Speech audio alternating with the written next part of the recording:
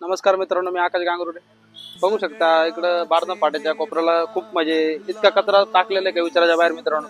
बघू शकता एवढी मोठी कुंडी गेलेली आहे इथं का विचाराच्या बाहेर. बघा भाजीपाला कसं एकाने टाकलं का सगळं टाकत असतं मित्रांनो. त्याच्यामुळं थोडी काळजी घेणं गरजेचं आहे, कारण हे नाशिक सिटी आपली.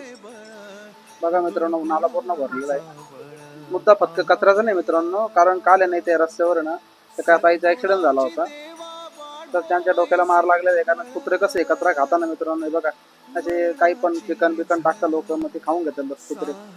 त्याच्यामुळं ते ताई पडली होती बघा. बारदा फाटा इथं त्याच्या बाजूलाच मित्रांनो हे कचरा पूर्ण साचलेला आहे. कसं आहे मित्रांनो, मी एक घंटागाडी कर्मचारी आहे, म्हणून थोडं कसं आहे माझ्या पण सहकार्याला तेवढंच हातभार लागेल. त्याच्यामुळे थोडा कचरा बाहेर काढून देतो, म्हणजे कसं उद्या बिद्या कसं आहे कचरा सगळा भरून दिला तर चांगलंच राहील मित्रांनो.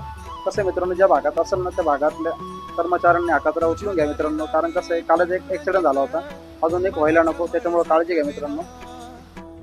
माझ्या काही मित्रांनो काय पावडं नव्हतं, मग काय काढलेलं मी थोडं जेवढं तेवढं काढलं मित्रांनो.